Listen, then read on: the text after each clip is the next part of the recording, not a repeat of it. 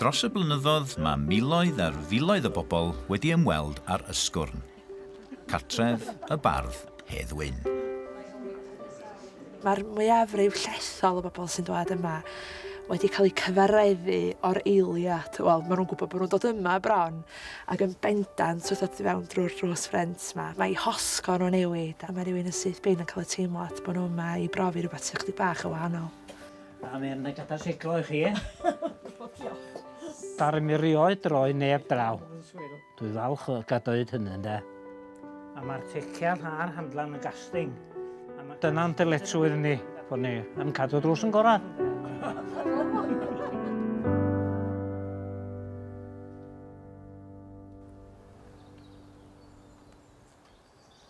Ers 1851, mae'r Ysgwrn wedi bod yn nwylo teulu Hedd Wyn. Ond Gerald, ei nai, fydd yr olaf ohonynt i fod wedi byw yn yr hen gartre. O'n i mewn cyfyn gyngor am nad oedd be i wneud efo'r hele yma, ynde. I fedru cadw'r lle mlaen fatha mae o fatha dwi wedi wneud. O'n i mewn gythgi am wybod am mi ges i syniad. Swn i werthu i'r parc ac o'n i wedi deud y parc gadw drws yn gorad. Ond mae yna bwyllgor onyn nhw, so mae 2 ben well na gyn maen nhw'n dydy. Yn 2012, mi brynwyd yr Ysgwrn gan Barc Cenedlaethol Eryri, mwyn gwarchod yr hanes a'r traddodiad sydd ynghlwm ar lle. Naomi Jones daeth yn gyfrifol am y gwaith.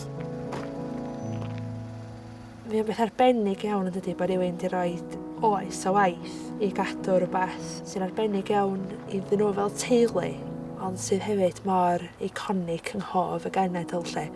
Da ni'n ymwybodol bod yna linell bain iawn rhwng diogelu beth sydd yn arbennig a difetha'r lle'n gyfan gwbl. A mae trio ei gadw fo a'i gyflwyno fo yn ei gyd-destun daearyddol ac hefyd yn ei gyd-destun hanesyddol yn beth andros o bwysig lle. Mae'n gyfrifoldeb mawr, ond yn fraint.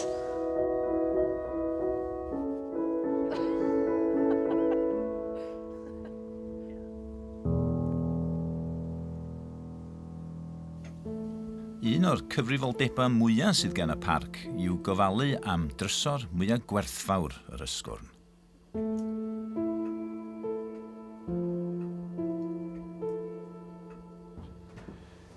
Ar ôl bron i ganrif o ofal gen y teulu, mae'n rhaid gwneud gwaith cadwriaethol mwy sylweddol ar y gadair ddu.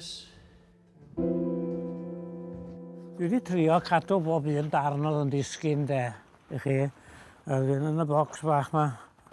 Dwi wedi cadw nhw gyd i chi, yma chi. Wel, dyma chi ddarn o gwmffon y ddraig, ynde. Wyddwn ni'n bod hwn di dod yr hyd tan dod o'r bobl yma diwrnod o blaen. Dwi'n ei beio nhw, ynde, yn nhw torodd o, ynde. Ia, dwi wedi trio gwneud yn saff bod y parc yn cadw yma, ynde. Na dyn nhw'n mynd â hi o yma hyd yn oed i'w thrwsio, ynde.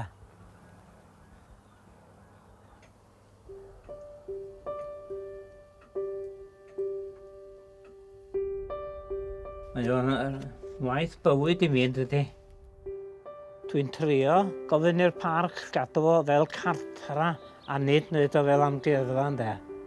Dwi'n gwybod bod hi'n anodd, ond mae yna linell i'w dynnu, ynde.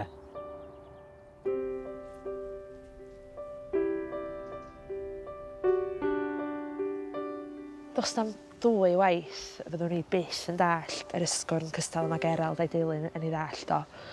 Ond gobeithio fedrwn ni drosglwyddo lot o beth sy'n ei lle'n arbennig i genhedlaeth newydd o bobl lle sydd teimlo'r un mor angerddol a brwdfrydig dros gadw'r drws yn agored yn yr Ysgwrn. A wedyn, oedden nhw'n gosod nhw fan hyn wedyn yn yr rhes. Do, oedd o'n brofiad anhygoel. Dwi rioed wedi bod yma flaen lly, oedd o jyst yn gret dod yma. Da chi yma a da chi'n gallu gweld y pethau a gweld y lle mae Hedd Wyn wedi bod yn byw go iawn. Mae Gerald chwarae teg mor dda yn egluro wrth y plant. Mae'n atab i cwestiynau nhw hyd syrffad felly, ynde, a diolch yn cwyno dim. Mae'n bleser cael bod yma yn ei gwmni, ynddi. Dwi'n disgwyl bod fi wedi gwneud y gwerthiant yn iawn rwan, de. Dwi'n gobeithio bod fi wedi gwneud o digon saff o'n a fydd yna yn diwedd y deil o fynd am byth de. Mi fydd y parc am byth yn bydd a dyna fydd yr ysgwrn am byth o fydd.